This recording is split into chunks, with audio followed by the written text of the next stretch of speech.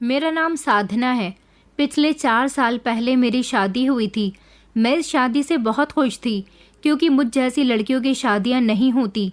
मैं बेजुबान थी। मैं बचपन से ही ऐसी नहीं थी। जब मैं 9 साल की थी तब मेरे पापा ने आत्महत्या कर ली थी। दरअसल मेरे पापा सरकारी कर्मचारी थे।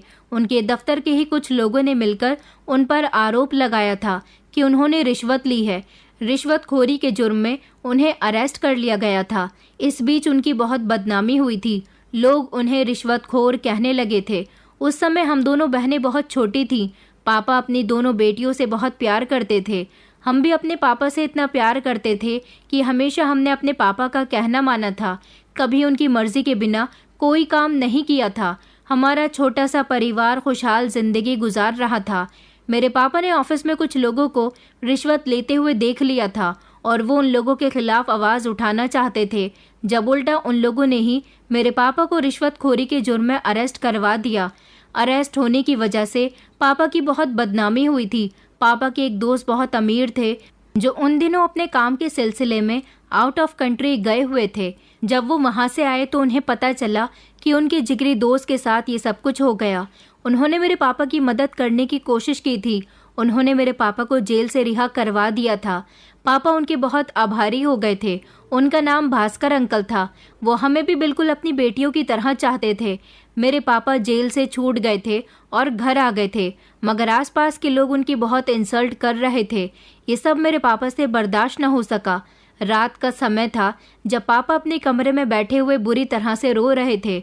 मम्मी मेरी छोटी बहन को लेकर उसके कमरे में सो रही थी और उस रात मैं अपने पापा के पास थी जब मेरे पापा ने मुझे सोने के लिए कहा था। मुझे शुरू से ही अपने पापा से बहुत लगाव था, इसलिए मैं ज़्यादातर अपने पापा के साथ ही रहती थी। पापा ने मुझसे कहा कि बेटा सो जाओ, काफ़ी रात हो गई है, सुबह तुम्हें स्कूल भी तो जाना है ना। पापा की बात पर मैंने सोने के लिए अपनी आंखें बंद कर ली थी। पापा को लगा था कि उनकी बेटी सो गई है, मगर मैं तो जाग रही थी। जब अपने पापा के रोने की और सिसकियों की आवाज़ मेरे कानों में पड़ रही थी तो मुझे नींद नहीं आ पा रही थी। भला मेरे पापा इतने परेशान थे, इतनी बड़ी परेशानी से गुजर रहे थे, तो मैं कैसे सो सकती थी। उस समय भले ही मेरी उम्र कम थी, मगर मैं बहुत समझदार थी। पापा ने इस समय कमरे का दरवाज़ा बंद किया और वो रस्सी को पंखे से बांधने लगे। उस समय मेरी समझ नहीं आई थी कि पापा क्या कर रहे हैं। उसके बाद पापा ने रस्सी का फंदा बनाकर अपने गले में लटका लिया और इस तरह पापा ने रस्सी पर झूलकर अपनी जान दे दी थी। जब मैंने अपने पापा को मृत हालत में देखा तो मेरी एक ज़ोरदार चीख निकली थी। मेरी चीख इतनी ज़्यादा तेज़ थी कि मेरे दिल को एक गहरा सदमा लगा था और मेरी आवाज़ भी उसी समय जा चुकी थी। ज़ुबान होते हुए भी मैं पूरी बेज़ुबान हो गई थी। काफ़ी दिनों तक मेरी तबीयत ख़राब रही थी। मुझे बुखार आ गया था। आखिर इतने कम उम्र में अपने पिता की मौत जब कोई बच्चा अपनी आंखों से देख ले तो उसके दिल पर क्या सदमा बैठ सकता है, ये तो आप लोग अच्छे से अंदाज़ा लगा सकते हैं। अपने पापा की आंखें मैंने अपनी आंखों के सामने बंद होते हुए देखी थी। ये सब मैं बर्दाश्त न कर सकी और अपनी आवाज़ गवा बैठी थी। मम्मी और मेरी बहन पापा की मौत पर बहुत रोई थी, जबकि मुझे पापा की मौत पर रोना नहीं आया था। मेरी आंखों के आंसू तो जैसे खुश्क हो गए थे, मुंह से आवाज़ नहीं निकल रही थी। पापा की मौत के उस नज़ारे के अलावा आंखों में कुछ दिखाई नहीं दे रहा था। सब लोग मुझे रुलाने की कोशिश कर रहे थे, मगर ना तो मेरी ज़ुबान से शब्द निकल रहे थे और ना ही मेरे चेहरे पर किसी तरह के एक्सप्रेशन आ रहे थे। मैं गुमसुम सी हो गई थी। मुझे अस्पताल में भर्ती कराया गया तो मेरे घर वालों को पूरी बात बता दी गई थी। ये सदमा सिर्फ मेरे दिल को ही नहीं बल्कि दिमाग को भी लगा था और मैं धीरे धीरे अपने दिमाग से भी कमज़ोर होती गई थी। लेकिन फिर वक्त गुजरने के साथ साथ सब कुछ ठीक हो गया। मैं काफ़ी हद तक रिकवर हो गई थी। मेरे इलाज का सारा खर्चा भास्कर अंकल ने उठाया था, क्योंकि पापा के जाने के बाद तो हमारे घर के हालात बहुत ख़राब हो गए थे। ये तो अच्छा था कि मेरी मम्मी बहुत पढ़ी लिखी थी, इसलिए उन्होंने स्कूल में जॉब करना शुरू कर दिया था। उन्होंने मेरा इलाज करवाने की भी काफ़ी कोशिश की थी कि मेरी आवाज़ वापस आ जाए, मगर मेरी आवाज़ वापस न आ सकी थी और काफ़ी वक्त इसी तरह से गुजर गया था। फिर हम दोनों बहनें बड़ी हो गई थी। मैं बेहद खूबसूरत थी, लेकिन मेरी आवाज़ ना होने की वजह से मेरे रिश्ते नहीं आ रहे थे। मम्मी चाहती थी कि मेरी जल्द से जल्द शादी हो जाए, क्योंकि मम्मी ने पापा के जाने के बाद हम दोनों बहनों की परवरिश बड़ी मुश्किल से की थी। अब वो चाहती थी कि हम दोनों बहनें अपनी ससुराल जाकर सुखी रह सकें। लेकिन लोग कहते थे कि तुम्हारी बड़ी बेटी का रिश्ता लगना तो इम्पॉसिबल है, इसलिए तुम अपनी छोटी बेटी का रिश्ता तय कर दो, ताकि बड़ी के चक्कर में छोटी की उम्र ना निकल जाए। मैं बहुत सीधी और भोली भाली थी, लोगों की बातें मुस्कुराकर सुन लिया करती थी और जितना हो सके लोगों की बातों को इग्नोर किया करती थी। मेरी छोटी बहन किसी की भी गलत बात को बर्दाश्त नहीं कर सकती थी। अगर उसके सामने उसे कोई कुछ गलत बोलता तो वो उसके मुंह पर ही जवाब दिया करती थी। फिर एक दिन उसके लिए रिश्ता आया। मम्मी की तो शुरू से ही यही ख्वाहिश थी कि पहले उनकी बड़ी बेटी की शादी हो जाए, क्योंकि अगर उन्होंने छोटी बेटी की शादी पहले कर दी तो उनकी बड़ी बेटी के अंदर और ज़्यादा कमियां निकलने लगेंगी, उसकी शादी में और ज़्यादा मुश्किलें आ जाएंगी। मगर अब क्या कर सकते थे। लड़के वाले बहुत जिद कर रहे थे कि उन्हें मेरी छोटी बहन कल्पना पसंद आ गई है और वो लोग बिना दान दहेज के शादी करने के लिए तैयार हैं। मैं इशारों में बातें कर लिया करती थी। जब मैंने देखा कि मेरी मम्मी मेरी वजह से परेशान हो रही हैं, तो मैंने उनको इशारों से कहा था कि आप मेरी फिक्र मत करो, मैं आपके साथ रहूंगी। आप कल्पना की शादी कर दो, वो अपने ससुराल की हो जाएगी। आखिर कब तक मेरी वजह से मेरी छोटी बहन घर बैठी रहेगी। मम्मी ने मुझे गले से लगा लिया था और कहा था कि तुम देखना, एक दिन तुम्हारे लिए भी कोई राजकुमार आएगा और तुम्हें ले जाएगा। जैसे तैसे मेरे समझाने पर मम्मी ने लड़के वालों से इस रिश्ते के लिए हाँ कर दी थी। मेरी बहन को भी इस रिश्ते से कोई एतराज नहीं था। इस तरह उसकी शादी हो गई और वो विदा होकर अपनी ससुराल चली गई थी। मेरी बहन अपनी ससुराल में बहुत खुश रह रही थी। मम्मी उसकी तरफ से बहुत बेफिक्र थी। काफ़ी वक्त इसी तरह से गुजर गया, जब एक दिन भास्कर अंकल हमारे घर आए और उन्होंने मम्मी से मेरे भी रिश्ते की बात की थी। भास्कर अंकल कहते थे कि अगर मेरा कोई बेटा होता तो मैं तुम्हारी बड़ी बेटी को अपने घर की बहू बना लेता, मगर भगवान ने मुझे सिर्फ बेटियां दी हैं। मैं आप लोगों के लिए ज़्यादा तो कुछ नहीं कर सकता, लेकिन साधना के लिए एक रिश्ता लेकर आया हूँ। मम्मी ये बात सुनकर खुश हो गई थी, मगर फिर उनका मन उदास हो गया था। उन्होंने कहा कि देखो भाई साहब, मैं अपनी बेटी की शादी किसी ऐसे घर में नहीं करूँगी जहाँ पर ज़बरदस्ती मेरी बेटी को कॉम्प्रोमाइज़ करना पड़े। मैं चाहती हूँ कि जैसे नॉर्मल लड़की अपने ससुराल में रहती हैं, इस तरह से मेरी बेटी भी रहे। ऐसा ना हो कि लड़के वाले मेरी बेटी की हालत देखकर बार बार हमें जताएं कि उन्होंने हमारी बेटी को एक्सेप्ट करके हम पर कोई एहसान किया है। मैं अपनी बेटी को खुद संभाल सकती हूँ। भास्कर अंकल कहने लगे कि अरे नहीं नहीं, ऐसी कोई बात नहीं है। लड़का अच्छा है, पढ़ा लिखा है, मगर उसकी भी एक टांग में पोलियो है। वो 2 भाई हैं, सिर्फ लड़की की माँ है, पिता भी इस दुनिया से जा चुके हैं। लड़के का अपना मेडिकल स्टोर है। मुझे उम्मीद है वहाँ पर हमारी साधना बहुत खुश रहेगी। आखिर हमारी साधना में कमी है तो उनके बेटे में भी कमी है। वहाँ पर साधना का जोड़ अच्छा रहेगा। आप कहें तो मैं बात आगे बढ़ाता हूँ। ये बात सुनकर मम्मी ने कहा था कि अच्छा ऐसी बात है तो फिर मुझे एक बार साधना से पूछना पड़ेगा, क्योंकि आप तो जानते हैं कि मेरी बेटी जन्म से बेजुबान नहीं है। अपने पिता की मौत का सदमा उसने अपने दिल पर इतना गहरा ले लिया कि वो इस दिन के बाद से कभी दोबारा बोल ही नहीं पाई। मैं तो चाहती थी कि मेरी बेटी की शादी किसी अच्छे और नॉर्मल इंसान से हो, मगर क्या कर सकते हैं। शायद भगवान को यही मंजूर है। जिस तरह मेरी बेटी के अंदर कमी आ गई है, उसको भी कोई ऐसा ही पति मिलेगा। भास्कर अंकल ने कहा कि भाभी जी, लड़का बहुत अच्छा कमाता है, इतना कमा लेता है कि आपकी बेटी को ईमानदारी और मेहनत की कमाई से बहुत खुश रखेगा। मेरी मम्मी ने कहा कि अच्छा तो ठीक है, आप रिश्ते की बात आगे बढ़ाएं। हम लड़के को देख लेते हैं और उसके घर परिवार से मिल लेते हैं, उसके बाद कोई डिसीजन लेंगे, मगर उससे पहले मैं अपनी बेटी से उसकी राय जानना चाहती हूँ। उन्होंने कहा था कि हाँ, आप अपनी बेटी से आराम से पूछ लीजिए और फिर मुझे बता देना। मम्मी ने जब मुझसे इस बारे में बात की तो मैंने दिमाग लगाकर सोचा था कि आखिर मैं कब तक अपनी मम्मी को इस तरह से तंग करती रहूँगी। वो चाहती हैं कि वो मेरी शादी कर दें और मैं अपनी ससुराल में खुश रहूँ, इसीलिए मैंने इस रिश्ते के लिए हाँ कर दी थी। मैंने सोच लिया था कि मेरी शादी वैसे भी कहीं और नहीं होनी है। अगर मेरा भाग्य इसी लड़की के साथ जुड़ा होगा तो यहीं से ही मेरी शादी हो जाएगी। मैंने इस रिश्ते के लिए हाँ कर दी थी। मम्मी बहुत खुश हो गई थी। जब वो लड़के से मिली तो उन्हें उसको देखकर बेहद अफसोस हुआ था, क्योंकि वो बहुत स्मार्ट और पढ़ा लिखा था।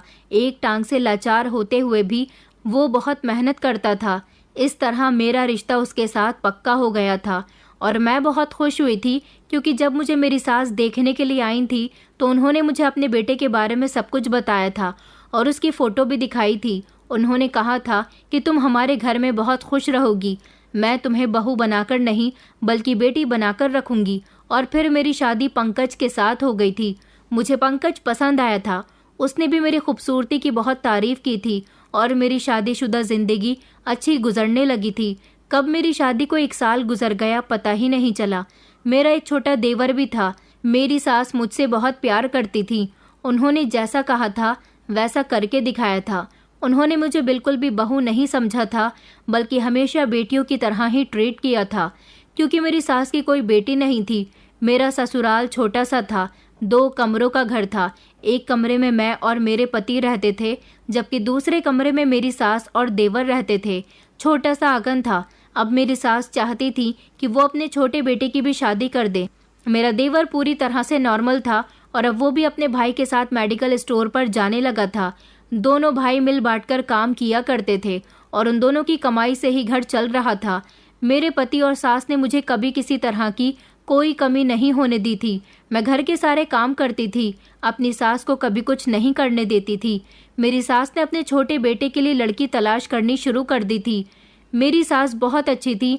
वो ज़्यादातर अब बीमार रहती थी और अपने कमरे में ही रहती थी। वो चाहती थी कि उनके छोटे बेटे की पत्नी भी उनकी बड़ी बहू की तरह हो, जो घर को अच्छी तरह से संभाल ले और घर में निभाने वाली हो।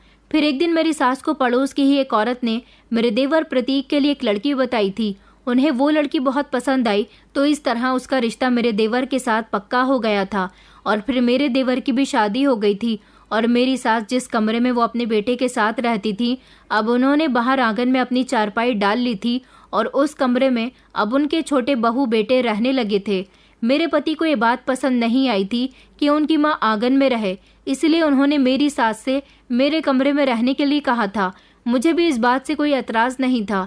मेरी सास मेरी माँ समान थी, वो हमारे कमरे में रह सकती थी। मेरी सास अब पहले से भी ज़्यादा बीमार रहने लगी थी, क्योंकि मेरी देवरानी का बिहेवियर बहुत ख़राब था। वो घर का कोई काम काज नहीं करती थी और ना ही घर में किसी से ढंग से बात करती थी। उन दिनों दोनों भाई मेडिकल स्टोर पर गए हुए थे। जब मैं अपनी मम्मी से मिलकर ससुराल वापस आई थी, उस समय लगभग रात के 7 बज रहे थे। मैंने देखा कि घर का दरवाज़ा खुला हुआ था और मेरी देवरानी के कमरे से किसी के बोलने की आवाज़ आ रही थी, जबकि मेरी सास मेरे कमरे में थी। मुझे लगा कि शायद उसका भाई आया होगा, इसीलिए मैं किचन में आ गई। मेरी देवरानी तो अपनी मर्जी से ही किचन में जाती थी। मैं उसके साथ हमेशा अच्छा व्यवहार रखती थी, इसलिए उसके आए मेहमान के लिए चाय नाश्ता बनाने के लिए चली गई। चाय बनाने के बाद मैं जैसे ही उसके कमरे की तरफ गई और मैंने उसके कमरे का दरवाज़ा बजाया, तो उसने झट से कमरे का दरवाज़ा खोल दिया। कहने लगी कि क्या चाहिए। उसने जैसे ही मेरे हाथ में नाश्ते की ट्रे देखी तो कहने लगी, ये भी कोई टाइम है चाय पीने का, क्यों लेकर आई हो। मैंने उसे इशारे से कहा कि तुम्हारे कमरे में कोई मेहमान बैठा है, उसके लिए लाई हूँ। तो वो कहने लगी कि मेरे कमरे में तो कोई भी मेहमान नहीं है। ये कहकर उसने मुझे दोबारा से जाने के लिए कहा। मैं खामोशी से किचन में आ गई थी और फिर मैं अपने काम में बिजी हो गई थी, जब मुझे ऐसा लगा जैसे मेरी देवरानी के कमरे से निकलकर कोई घर के दरवाजे की तरफ गया है। मैं जैसे ही किचन से बाहर देखने के लिए निकली तो मैंने देखा कि मेरी देवरानी झट से मेरे सामने आ गई और कहने लगी, तुम क्या हमेशा मेरे कमरे की ताका झांकी करती रहती हो, अपने काम पर ध्यान दिया करो। ये सब बड़ा ही अजीब था, क्योंकि सारा दिन इस घर में मैं और मेरी सास ही रहती थी, लेकिन जब से मेरी देवरानी आई थी घर का माहौल बहुत बदला बदला सा होने लगा था। मेरी देवरानी के पास मोबाइल भी था, क्योंकि मेरे देवर ने उसे शादी के कुछ दिनों के बाद ही मोबाइल लेकर दे दिया था। मोबाइल तो मेरे पति ने भी मुझे लेकर दिया था, लेकिन मैंने अपने पति से इनकार कर दिया था। उसे अपने इशारों से समझा दिया था कि मोबाइल फ़ोन पर बात करने के लिए होता है। मैं तो डायरेक्टली इंसान से बात नहीं कर सकती, तो फ़ोन पर क्या बात करूँगी, इसलिए मुझे फ़ोन की ज़रूरत नहीं है। मगर अब धीरे धीरे मेरी देवरानी के अंदर बहुत बदलाव आ चुका था। अभी उसकी शादी को 4 महीने ही हुए थे। वो मुझे और मेरी सास को बहुत तंग करती थी। हम दोनों सास बहू पर इल्ज़ाम लगाती थी।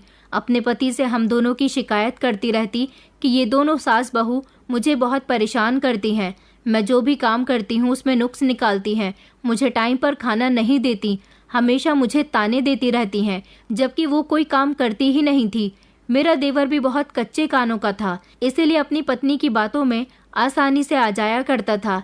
लेकिन अपनी शादी के कुछ दिनों तक मेरे देवर ने अपनी पत्नी की बातों को इग्नोर किया था। मगर जब उसकी पत्नी रोज रोज उससे यही बातें करती थी तो वो अब अपनी माँ और भाभी को बुरा समझने लगा था।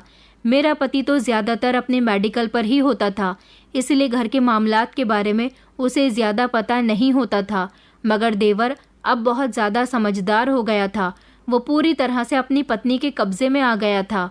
मेरी सास दिन रात रोती रहती थी, कहती थी कि ये न जाने कैसी बहू मैं अपने घर में ले आई हूँ, जिसने मेरे पूरे घर के माहौल को बदल कर रख दिया। हमेशा हमारे घर में लड़ाई झगड़े होते रहते थे। मैं तो अपनी देवरानी को कोई जवाब दे ही नहीं सकती थी, लेकिन मेरे बदले का जवाब मेरी सास दिया करती थी। ज्यादातर लड़ाई मेरी देवरानी की मेरी सास से ही होती थी। मैं ये बात जानती थी कि मेरी देवरानी की हर बात गलत होती है, मगर फिर भी मैं अपनी सास को समझा बुझाकर शांत कर दिया करती थी। अब तो मेरी देवरानी घर से अलग रहने का कहती थी, जबकि मेरा देवर दूसरे घर में लेकर नहीं जा सकता था, क्योंकि इतनी महंगाई के ज़माने में वो अपना अलग घर कैसे बना सकता था, और ना ही वो किराए पर जा सकता था। इसलिए अब उन दोनों पति पत्नी के बीच में ही दिन रात झगड़े होने लगे थे। एक दिन तो मेरा देवर तंग आकर अपने कमरे से बाहर निकला और मेरी सास के पास बैठ गया। उनसे कहने लगा कि आप दोनों सास बहू खुद ही तो पसंद करके लाई हो ना, मेरी पत्नी को मेरे लिए, तो फिर क्यों इसके पीछे पड़ गई हो? मेरी शादी करवाई है तो मुझे सुकून से रहने दो। मैं जब जब घर के अंदर आता हूँ तो ये रो रही होती है कि आज मेरे साथ ये हुआ, आज मेरे साथ वो हुआ। मैं इसको अपना घर बसाने के लिए लाया हूँ, तुम लोगों के कामों के लिए तो नहीं लाया हूँ ना। और वैसे भी घर का कामकाज करने के लिए भाभी तो है ना, तो फिर घर का सारा लोड आपने मेरी पत्नी के ऊपर क्यों डाल रखा है? वो घर के सारे काम करते करते थक जाती है, जबकि जिस दिन से मेरी पत्नी ने इस घर में कदम रखा है, भाभी सारा सारा दिन आराम करती रहती हैं। आपको अपनी बड़ी बहू से इतनी ही हमदर्दी है तो फिर छोटी बहू लाने की क्या ज़रूरत थी? मैं तो कुछ बोल नहीं सकती थी, लेकिन मेरी सास ने कहा कि बेटा, हम तुम्हारी पत्नी से कोई काम नहीं करवाते, सारा काम तुम्हारी भाभी ही करती है। उसका अपना ही मन करता है तो कुछ कर लेती है, वरना कुछ नहीं करती। और जब से तुम्हारी पत्नी इस घर में आई है तो खुद बता, तूने अपनी पत्नी के हाथ का बना खाना अभी तक खाया है? तेरी भाभी ही खाना बनाती है ना। आखिर घर के काम ही कितने हैं, सारे काम साधना ही करती है। वो तेरी पत्नी से कोई काम नहीं करवाती, बल्कि ये बेचारी तो तेरी पत्नी का कमरा भी खुद ही साफ करती है। मेरा देवर कहने लगा, तो क्या मेरी पत्नी झूठ बोल रही है? मेरी सास ने कहा, ये तो तुम ही बेहतर जानते हो, या फिर तुम्हारी पत्नी जानती है। अभी ये सारी बातें हो ही रही थी कि मेरी देवरानी भी वहां पर आ गई और उसने बात का बतंगड़ बना दिया। जो बात पहले खामोशी से हो रही थी, अब वो लड़ाई झगड़े में बदल गई। मेरे देवर ने आखिर कह ही दिया कि उसे अपने भाई के मेडिकल से आधा मेडिकल खुद लेना है, जिसे वो अलग से चला सके। अब वो अपने भाई के पास नौकरी नहीं कर सकता, अपना खुद का काम करना चाहता है। लेकिन ये सारा काम तो मेरे पति का था। उन्होंने अपने छोटे भाई को अपने पास नौकरी पर रखा हुआ था, मगर उसका कहना था कि इस मेडिकल में हम दोनों की मेहनत है, इस हिसाब से मेडिकल हम दोनों भाइयों का आधा आधा हुआ। लेकिन मेरी सास ऐसा नहीं कर सकती थी, क्योंकि कुछ भी उनके हाथ में नहीं था। उन्होंने जब ये बात मेरे देवर को बताई तो वो आग बबूला होकर कहने लगा, तो फिर इस घर का ही बंटवारा कर दो। ये घर आधा आधा हम दोनों भाइयों का है। मैं अपनी पत्नी के साथ अलग रहना चाहता हूँ। ये बात सुनकर मेरी सास की तबीयत बिगड़ने लगी थी, क्योंकि वो नहीं चाहती थी कि उनके दोनों बेटे अलग अलग हों। वो दोनों पति पत्नी तो अपने कमरे में जा चुके थे। मैं अपनी सास को संभालने की कोशिश कर रही थी, इतने में ही मेरे पति आ गए। जब उनको ये बात बताई गई तो मेरे पति को तो बहुत गुस्सा आया था, क्योंकि अभी तक तो मेरे पति सारी बातों से अनजान थे। अब उनको पता चल गया था कि घर का माहौल कैसा चल रहा है। अपने भाई की ये बात सुनकर कि उसे घर का बंटवारा करना है, उनके दिल पर बहुत गहरा सदमा पहुंचा था। वो काफ़ी दिनों तक अपने भाई से नहीं बोले थे। घर का माहौल बहुत बिगड़ा हुआ चल रहा था। इसी दौरान मेरे पति का एक्सीडेंट हो गया। एक तो वो बेचारे पहले से ही एक टांग से लाचार थे। जब वो मेडिकल से आते समय सड़क पार कर रहे थे, उसी समय एक तेज़ रफ्तार गाड़ी ने उनको एक ज़ोरदार टक्कर मार दी और वो नहीं बच सके। वो इस दुनिया को छोड़कर चले गए थे। अपने पति की मौत पर मैं बहुत रोई थी। मुझे कुछ भी अच्छा नहीं लग रहा था। मेरी सास का हाल भी कुछ ऐसा ही था। वो बार बार अपने बेटे को याद करके रोती और कहती कि इस उम्र में तो मुझे चले जाना चाहिए था, मेरा बेटा क्यों मुझे छोड़कर चला गया। अब हम दोनों सास बहू ही इस घर में एक दूसरे का सहारा बचे थे, क्योंकि मेरा देवर तो अपनी माँ को कभी पलटकर देखता भी नहीं था। मेरी मम्मी मुझे अपने साथ ले जाने के लिए आई थी। उन्होंने कहा था कि अब तुम्हारा इस घर में कोई नहीं है, तुम मेरे साथ चलो, मगर मैंने मम्मी से इनकार कर दिया था। मेरी सास ने भी मम्मी से कहा था कि ये मेरी बहू नहीं बल्कि बेटी है, और मेरी बेटी को मुझसे जुदा मत करो। जब तक मैं जिंदा हूँ तब तक इसे मेरे साथ रहने दो। जिस दिन मैं इस दुनिया से चली जाऊँ तुम इसे यहाँ से ले जाना। मम्मी चाहती थी कि वो मेरी दूसरी शादी करवा दें, मगर अब मैं शादी नहीं करना चाहती थी। शादी के 3 साल बाद ही मैं विधवा हो गई थी, और फिर मैं भी अपनी सास को ऐसी हालत में छोड़कर कहीं नहीं जाना चाहती थी। मेरे इनकार पर मम्मी मुझे मेरी सास के पास ही छोड़कर चली गई थी। अब हमारे दिन पहले से भी ज़्यादा बुरे गुजरने लगे थे। मेरे पति के पूरे मेडिकल पर मेरे देवर ने अपना कब्जा कर लिया था, और इस घर पर भी मेरी देवरानी का ही राज चलने लगा था। एक दिन मैंने देखा था कि मेरी देवरानी किसी से फ़ोन पर बात कर रही थी। वो बहुत प्यार मोहब्बत भरी बातें कर रही थी, क्योंकि मैं उसके कमरे में किसी काम से गई थी। मगर जब मैंने उसके कमरे में आती हुई आवाज़ सुनी तो मैं उसके कमरे के दरवाजे पर ही रुक गई थी। मुझे लगा कि वो शायद मेरे देवर से इस तरह की बातें कर रही है, मगर वो इतनी धीमी आवाज़ में और इतनी मीठी आवाज़ में बात कर रही थी कि मुझे हैरानी हुई थी। वो जब हमसे लड़ाई लड़ती थी तो उसकी आवाज़ बड़ी ही कड़क होती थी, और इस समय तो उसकी आवाज़ में बड़ी नरमी थी। उसने इधर उधर की बातें करके आखिर में उसने कुछ ऐसी बात कर दी थी जिसे सुनकर मैं हैरान रह गई, और मेरे दिल में 1000 सवाल उठने लगे। वो ऐसी ऐसी बातें कह रही थी जो शायद मुझे नहीं सुननी चाहिए थी। मैंने सोचा कि जब मैंने इतनी बातें सुन ही ली हैं तो थोड़ी और भी सुन लेती हूँ, और फिर आखिर में फ़ोन बंद करते समय उसने कहा था कि अच्छा चलो फिर बात होगी सुशील। मैं ये सुनकर चौंक गई। आखिर ये किस सुशील से बात कर रही थी? मेरे देवर का नाम तो प्रतीक था। इसका मतलब ये था कि मेरी देवरानी जो इतनी प्यार मोहब्बत भरी बातें कर रही थी वो मेरे देवर से नहीं कर रही थी। उसकी ऐसी हरकतें देखकर तो मुझे बड़ा गुस्सा आया था। मैंने सोच लिया था कि मैं अपने देवर को इस बारे में बताकर ही रहूँगी, लेकिन अभी मेरे देवर के आने में बहुत टाइम था, तो ये सारी बात मैंने इशारों से सबसे पहले अपनी सास को समझा दी थी। मेरी सास कहने लगी कि बेटा, मुझे तो इस लड़की पर पहले से ही शक था, मुझे तो ये पहले से ही ठीक नहीं लगती। अब तुम देखो, मैं अपने बेटे को सब कुछ बताती हूँ, क्योंकि मेरी सास भी समझ गई थी कि मेरी देवरानी किसी और से फ़ोन पर बातें कर रही थी। फिर मुझे याद आया कि मेरा देवर और देवरानी बहुत ही चालाक है। अगर उन्होंने मेरी सास से सबूत मांगा तो मैं क्या सबूत दूंगी? मैंने अपनी देवरानी को किसी से फ़ोन पर बातें करते हुए सुना है। मैंने इस बार अपनी सास को कह दिया था कि अभी हम इस बारे में प्रतीक से कोई बात नहीं करेंगे, क्योंकि वो हमसे सबूत मांगेगा हमारी सच्चाई का। मैंने उनसे कहा था कि अगली बार अगर मैं ऐसी कोई हरकत भी अपनी देवरानी को करते हुए देखती हूँ तो मैं उसके खिलाफ सबूत इकट्ठा करूंगी, ताकि हम उसे रंगे हाथों पकड़ सकें। मेरी सास कहने लगी कि हाँ, तुम ये बात बिल्कुल ठीक कह रही हो। हम उस दिन दोनों सास बहू खामोश हो गए थे, लेकिन कुछ दिनों बाद मैंने फिर से देखा था कि मेरी देवरानी किसी से वीडियो कॉल पर बात कर रही थी। मैं अपनी देवरानी के कमरे में झांक रही थी। मुझे अपनी देवरानी की शक्ल तो नज़र नहीं आ रही थी, लेकिन मोबाइल वाले बंदे की शक्ल साफ नज़र आ रही थी। लगता था कि मेरी देवरानी को सबको नाम से पुकारने की आदत थी। इस बार मेरी देवरानी वीडियो कॉल पर कह रही थी कि आकाश, मुझे तुम्हारी बहुत याद आती है। अब ये आकाश कौन था? अब मैं चुप नहीं रह सकती थी। अब मुझे पक्का यकीन हो गया था कि वो मेरे देवर को धोखा दे रही है, और मेरे देवर पर उसके प्यार का भूत सवार है। उसकी आंखों पर पट्टी बंधी हुई है, तभी तो उसे अपनी पत्नी की हरकतें दिखाई नहीं देती। धीरे धीरे उसकी कमजोरी मेरे हाथ में आ रही थी, मगर मैं बेजुबान कुछ नहीं कर सकती थी। लेकिन मैंने सोच लिया था कि मुझे कुछ ना कुछ तो करना ही होगा। इस बार मैंने ये बात अपनी सास को नहीं बताई। मेरी सास तो वैसे भी यही चाहती थी कि किसी भी तरह मेरी देवरानी इस घर से निकल जाए। वो ज़रूर भावनाओं में बह जाती, इसलिए मुझे समझदारी से काम लेना था। मैंने अपने देवर के आने का इंतज़ार किया और अपनी सास के सामने अपने देवर को इशारों से ये बात समझा दी कि उसकी पत्नी गैर मर्दों से फ़ोन पर बातें करती है। मैंने उसे समझाया कि आज भी वो वीडियो कॉल पर किसी से बात कर रही थी और बहुत ज़्यादा तैयार होकर और कह रही थी कि आकाश, मैं तुम्हारे बिना नहीं रह सकती। मेरी बात समझकर तो मेरे देवर की आंखें फटी की फटी रह गई थी। तभी मेरी देवरानी मीनाक्षी वहाँ पर आ गई और कहने लगी कि प्रतीक, तुम अपनी गूंगी भाभी की बातों में आ रहे हो। ये औरत तो गूंगी होने के साथ साथ बेवकूफ़ भी है। मैं भला किससे फ़ोन पर बात करूंगी? मैं तो मोबाइल में सीरियल देख रही थी और जैसे जैसे डायलॉग उसमें आ रहे थे उन डायलॉग को कॉपी कर रही थी और उनके जैसी एक्टिंग करने की कोशिश कर रही थी। ये सब करने का मुझे शौक है। पूछो अपनी भाभी से क्या इन्होंने मोबाइल स्क्रीन पर किसी को मुझसे बात करते हुए देखा था। मेरे देवर ने मेरी तरफ घूर कर देखा और कहने लगा कि आपने किसी की आवाज़ मोबाइल की तरफ से आती हुई सुनी थी या किसी को मोबाइल स्क्रीन पर देखा था।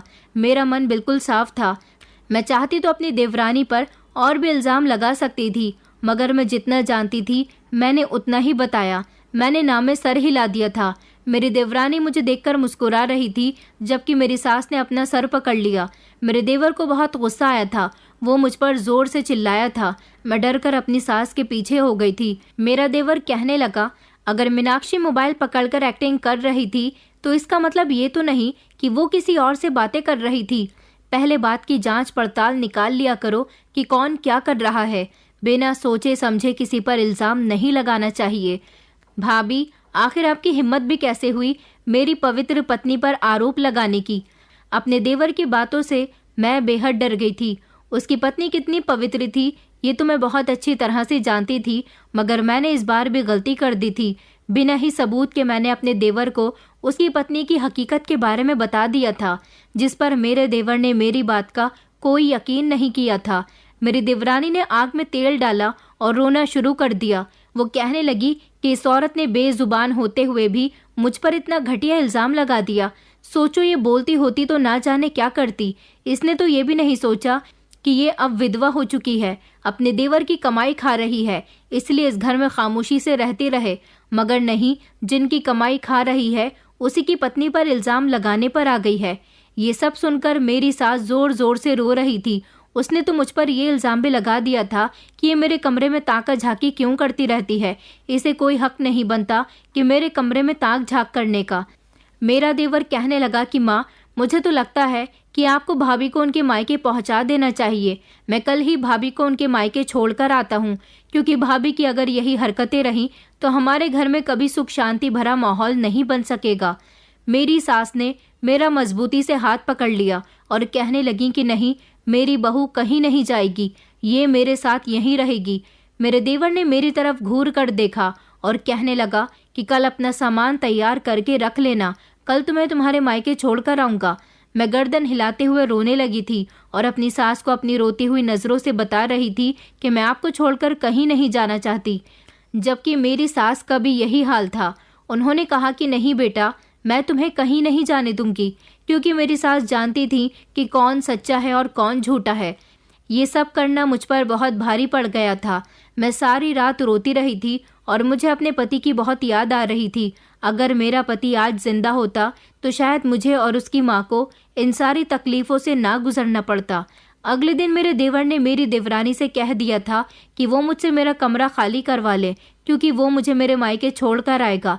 इसलिए मीनाक्षी ने मेरे कमरे का सारा सामान बाहर फेंकना शुरू कर दिया था।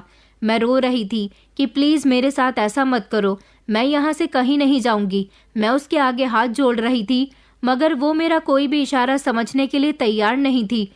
मैं उसके पैरों में गिर गई तो वो कहने लगी, और करो मेरी जासूसी। मेरी जासूसी करने की तुम्हें यही सज़ा मिलेगी। तुम्हारी असल जगह तुम्हारे घर पर ही है। तुम्हारे जाने के बाद मैं इस बुढ़िया को भी ठिकाने से लगा दूंगी, फिर इस घर में अकेली आराम से ऐश करूंगी। मेरे कमरे में छुप छुप कर मेरी हरकतों पर नज़र रख रही थी, मगर मैंने उसके पैर मजबूती से पकड़ लिए और उसे इशारे से कहा कि अब मैं आगे से ऐसा कुछ भी नहीं करूंगी।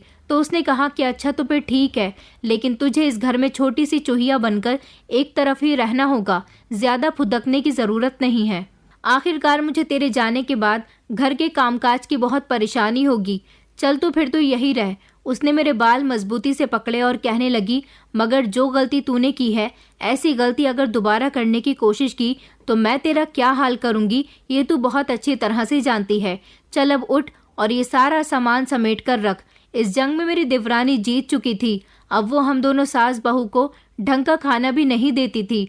दोनों पति पत्नी खाना मिलकर आराम से खाते थे और हम दोनों सास बहू को उनके आगे का बचा हुआ खाना मिलता था, जो मैं खुद भी नहीं खाती थी, अपनी सास को खिला दिया करती थी, क्योंकि उनकी तबीयत खराब रहती थी।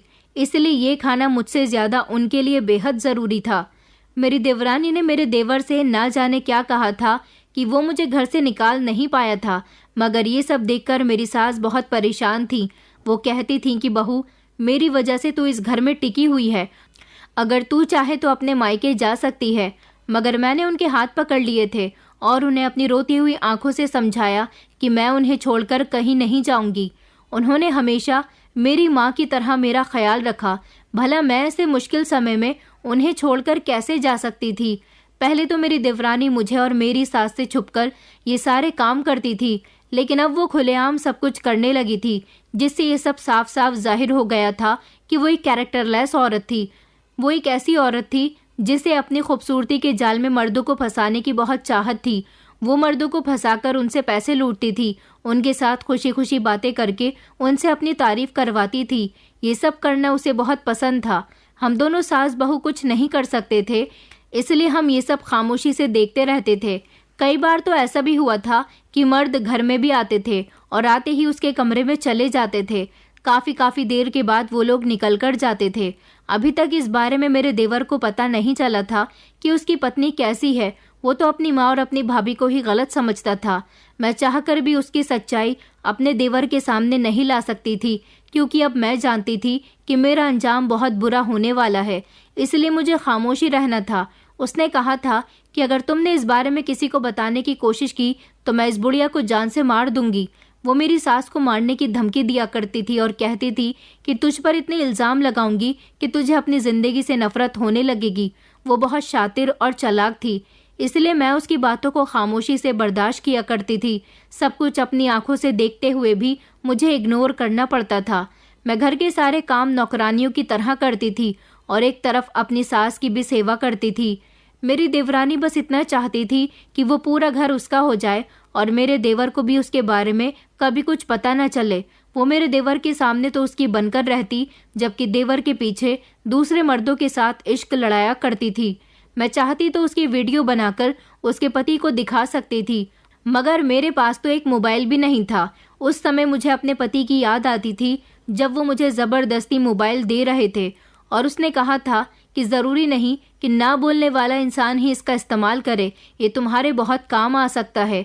मगर मैंने फिर भी अपने पति से इनकार कर दिया था कि मुझे मोबाइल की कोई ज़रूरत नहीं है। एक दिन मेरी देवरानी ने मुझे फंसाने की पूरी कोशिश की थी। मैं नहीं जानती थी कि मेरी देवरानी इतनी हद तक गिर सकती है कि अब की बार वो अपना निशाना मुझे बनाएगी।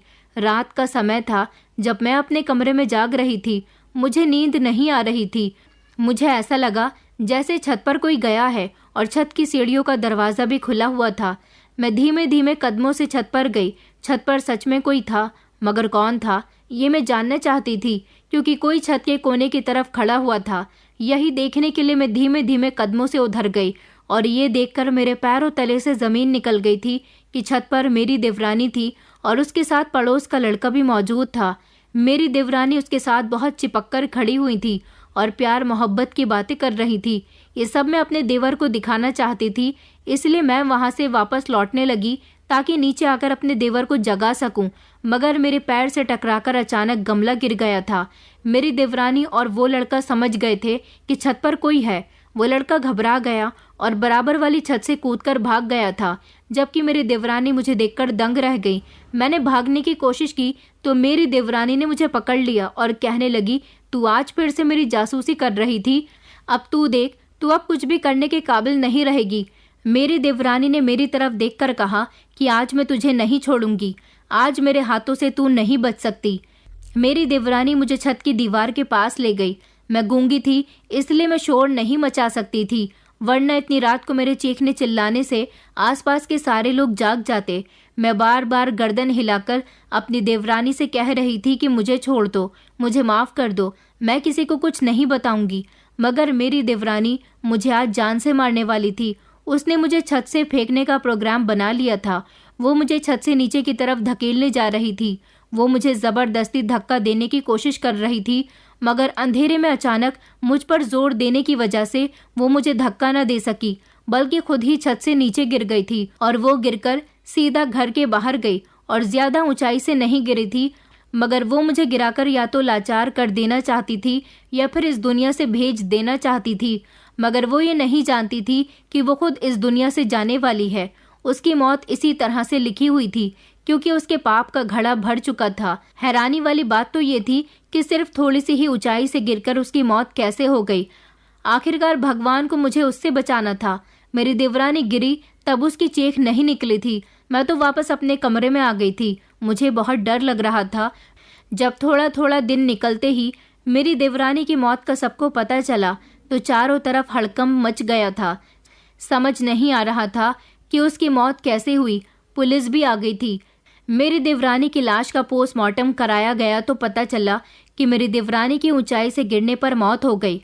उस रात जब मैं छत पर गई थी वो लड़का भी मौके पर भाग गया था, इसलिए उसके भागने के बाद हम दोनों के बीच क्या हुआ था ये तो वो भी नहीं जानता था। उसे डर लगा था कि कहीं छत पर प्रतीक तो नहीं आ गया। वो मेरे देवर के हाथों पकड़ा जाता, इसलिए वो वहां से भाग गया था। और मेरी देवरानी की मौत किस तरह से हुई ये सब लोगों के लिए एक राज बनकर रह गया। मगर मेरी देवरानी की हकीकत भी उसके मरने के बाद मेरे देवर के सामने आ चुकी थी। जब मोहल्ले के लोगों ने मेरे देवर को बताया था कि तुम्हारी पत्नी अच्छी औरत नहीं थी, उसका मोहल्ले के ही कई लड़कों के साथ अफेयर था, वो फोन पर बातें भी करती थी और उन्हें मिलने के लिए घर में भी बुलाया करती थी, क्या तुम्हें तुम्हारे घर के बाकी लोगों ने इस बारे में कभी कुछ नहीं बताया? जब मेरे देवर ने इस बारे में मेरी सास को बताया तो मेरी सास ने मेरे देवर से कहा था कि तुम्हारी पत्नी के बारे में बताने की तो साधना ने कई बार कोशिश की, मगर तुमने उसकी बात पर यकीन ना करके अपनी पत्नी की बातों पर यकीन किया था। उस दिन के बाद से ही कभी मेरे देवर को अपनी पत्नी की मौत पर अफसोस नहीं हुआ और फिर उसने धीरे धीरे अपनी पत्नी का ख्याल अपने दिल से निकाल दिया और वो सोचने लगा कि अच्छा हुआ मेरी पत्नी इस दुनिया से चली गई, न जाने वो किस किस के कांटेक्ट में होगी। मेरी देवरानी के मरने के बाद मेरे देवर के हाथ उसका मोबाइल भी आ गया था। जब उसने ढेर सारे लड़कों के नंबर देखे थे जिनसे वो फोन पर बातें किया करती थी। मेरा देवर जो पहले अपनी माँ और भाभी को बुरा समझता था, अब वो अपनी गलती पर बहुत शर्मिंदा होने लगा था और उसने हम दोनों से अपने किए की माफ़ी मांगी थी। उसने उस दिन के बाद कभी मुझे उस घर से जाने नहीं दिया और अब वो अपनी माँ का भी बहुत ख्याल रखता है और मुझे अपनी बड़ी बहन की तरह समझता है। मगर मेरे देवर ने दोबारा किसी से शादी नहीं की और आज वो अपनी गलती पर बहुत पछताते हैं। कभी कभी उन लोगों की बातों पर भी यकीन कर लेना चाहिए जो जुबान से नहीं बोलते, जो आपको सच बताने की कोशिश करते हैं मगर आप उनकी मजबूरी का फ़ायदा उठाते हैं और वही आपकी सबसे बड़ी गलती होती है क्योंकि आप हर बात को एक नज़रिए से देखते हैं। बात का दूसरा पहलू भी समझ लेना चाहिए। शायद बेजुबान इंसान आपसे कुछ ऐसा कहने की कोशिश कर रहा हो जिसमें आपका ही फ़ायदा हो। दोस्तों, उम्मीद करती हूँ आपको हमारी कहानी पसंद आई होगी।